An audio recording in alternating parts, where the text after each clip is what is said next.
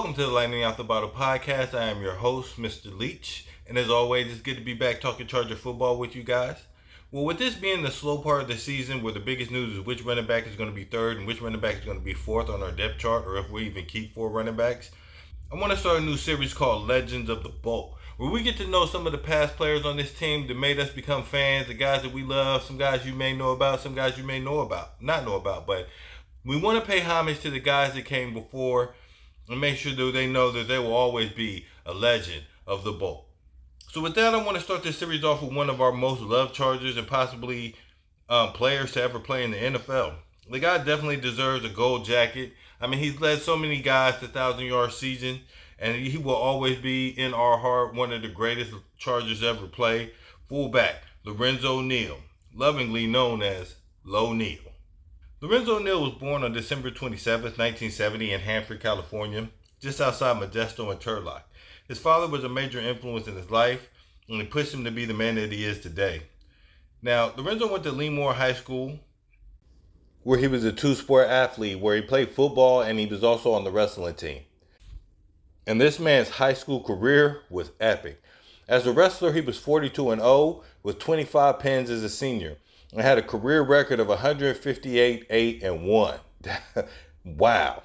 I mean, he was a two-time junior national All-American in both freestyle and Greco-Roman. He ended his senior year with a state championship. He won the California State Athlete of the Year award in 1989, and he got the record for the fastest pin in the match. He was also inducted into the National Wrestling Hall of Fame in 2013. Also was a member of the California Hall of Fame, Fresno City College, High School, and Fresno State Wrestling Hall of Fames. He's an All-American at Fresno State, placing 7th in the 1992 NCAA Wrestling Tournament. While playing football, he lettered all 4 years and was team captain. He was first team All-District. He rushed for over 2,000 yards in one season. And he ended up earning himself a scholarship for both wrestling and football to Fresno State. So after his senior year in high school, he decided to stay local and attended Fresno State via 2 scholarships. He carried the ball 454 times for 2,252 yards, averaging 5 yards per carry, and 26 touchdowns on the ground, while catching 53 receptions for 471 yards, 1 touchdown in 34 games. To end his career at Fresno State, he played 3 years, 34 games with 507 combined plays, that's reception and rushes, for 2,723 yards from the line of scrimmage. He averaged 5.4 yards per touch with 27 touchdowns. He had a 1,000-yard season his final year at Fresno State. That's a pretty stellar career after being recruited to play linebacker. In 1992, him and Trent Dilfer took the Bulldogs to the Freedom Bowl, where Lo Neal would spark a 24-0 run, resulting in Fresno State winning the game over USC 24-7, and he was named the MVP of the game. Then in 1992, he took place in the NCAA Wrestling Tournament, where he placed 7th. Now, never missing a game in college, winning a bowl game, and also placing 7th in the wrestling tournament, the NCAA Wrestling Tournament, is insane. So, of course, they retired his number when he graduated. The durability and impressive play would continue on to the next level when in 1993 he was drafted in the 4th round, pick 89 to the New Orleans Saints. Now, I just want to take some time to show you guys this picture, and I want you to notice who's the second player that we drafted in this draft. And, you know, I'm not one big on what could have been, but wow, think about that. We could have had Lo Neal blocking for Natron Means in 1993. That would have been insane. You talk about a powerhouse running scenario. Oh my goodness. And I think that's what they're actually trying to do right now with both Najee Harris and Amari Hampton. But yeah, that would have been great, man. If we would have had Natron Means and Lo Neal from the start, oh man, a guy can only dream, right? Shoulda, woulda, coulda. You know, and with the 4th round, we could have picked him easily. So that actually could have happened. Now, after getting drafted to the Saints, he would only appear in 2 games his rookie year, and then he would proceed to play in 16 games for the next 13 years straight. 3 of the next years in New Orleans with the Saints. Then he bounced around the league, becoming a sort of a journeyman, playing for 4 different teams the next 6 seasons. 1 year at the Jets, 1 year at Tampa Bay, 2 years at the Titans, where he would make the Super Bowl, blocking for Eddie George, and 2 seasons in Cincinnati before finding a home with the San Diego Chargers in 2003, where he played until 2007 for 5 seasons. While he was with the Chargers, he only missed 3 games, and that was in his last season in 2007. Also, while he was with the Chargers, he played in 77 games and made 59 starts. He had 105 carries for 363 yards, 2 touchdowns, 61 first down runs. 58% of his runs actually went for a first down. Now, he had a 71.4% success rate. Now, for those of y'all who aren't familiar with what rushing success rate is, it's basically a statistical measure used to evaluate the effectiveness of a team's rushing plays. It calculates the percentage of rushing attempts that achieve a successful outcome based on the game situation. Now, a play is considered successful if it meets these criteria. A first down gains at least 40% of the required yard. For example, on first down, a rush that gains 4 or more yards is considered successful. On second down, gains of at least 50% of the required yardage. Example, on second and 8, a rush that gains 4 or more yards is considered successful. Third and fourth down converts the play for a first down or a touchdown. For example, on third and 3, a rush that gains 3 or more yards is considered successful, or if you score a touchdown, obviously that's considered successful. Now, why does that matter?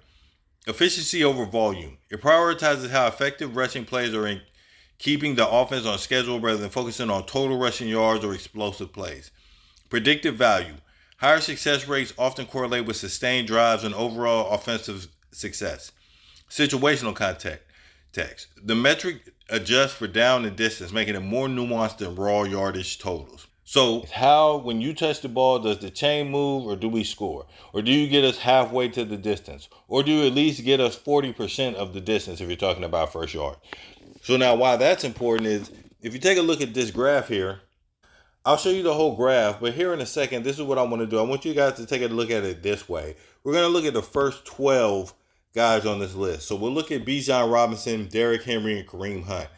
Their average success rate is about 56%, 57%. But Bijan Robinson had a 60.2% success rate. Derrick Henry had a 58.8% success rate, while Kareem Hunt had a 55.5% success rate. Now, does that definitely mean that Lorenzo Neal is a better running back than them? No. What that does mean, though, is that if you give him the ball to get it done, 71% of the time, the man is getting it done, which is a higher success rate than any of the last 12 running backs in the season. Now, I also want you guys to take a look at this bottom half of this graph. And I want you to specifically look at number 29 and number 30. Okay? So now you'll see Najee Harris at 29 and J.K. Dobbins at 30. When they ran 43.7 success rate and a 42.6 success rate consecutively. Yikes. So I think that's why they were very, very, very interested in drafting a running back high. So they went with Omarion Hampton because he has a much better success rate than these two guys did.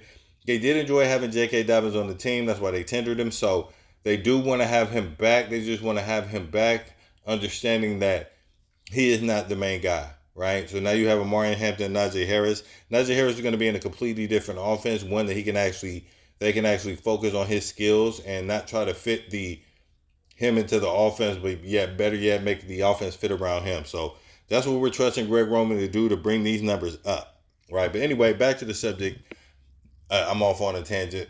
You know, with Lorenzo Neal having a 71.4 success rate, I mean, that is remarkable. I just wanted you guys to see those numbers so that you can have context about how impressive that is to have a 71.4% success rate over 5 seasons. Now, throughout his career with the Chargers, he would go on to become a fan favorite, leading the way for superstar running back LaDainian Tomlinson, who's one of our favorites, right? He ran for 7,731 yards on 1,654 carries with a 4.6 yard per carry rate and 91 touchdowns when he was behind Lo Neal. This included his record-breaking year of 1,815 yards and 28 touchdown season in 2006, where he averaged 5.2 yards on 348 carries. But blocking for 1,000-yard rushers wasn't anything new to Lorenzo Neal. In fact, he blocked for a 1,000-yard rusher for 11 straight seasons from 1997 to 2007. Those names included such hitters as Adrian Morrell, Warrick Dunn, Corey Dillon, Eddie George, LaDainian Tomlinson, and Michael DeBurner Turner, solidifying him as one of, if not the very best blocking fullback to ever play this game. He would leave the Chargers the final year in 2008 and play a final season with the Baltimore Ravens before retiring. He played in 11 playoff games, went to one Super Bowl, and that year Eddie George rushed for 1,324 yards and 9 touchdowns. Lorenzo Neal is now a member of the sports media. He's a guest host on 95.7 The Game, a local Bay Area sports radio station, as well as a co-host on the Charger-based YouTube podcast called Believe in Chargers. It's a fantastic show. I watch it myself. I'm subscribed to those guys. If you're not already, go ahead and check them out. Hit them with a like and a subscribe. Leave them a comment. Let them know where you came from. Much love from the Lightning Out the Bottle channel. Just make sure you guys go over there and show them some love if you're not already. And make sure you show us some love too over here. Well, that's all I got for you guys. Thank you guys for joining me on the Lightning Out the Bottle podcast. And I hope you guys enjoyed this new segment and getting to know one of our favorite Chargers. There's more of this to come. Let me know in the comments which some of your favorite Chargers are. Some guys that you guys remember from back in the day that may not get enough love. And maybe we'll do a focus shot on them. But anyway, well, that's all I got for you guys today. Like I said, don't forget to like, comment, and subscribe. And hit that bell notification so you get my videos first. And as always, bolt up. Lightning out the bottle, baby. Let's go.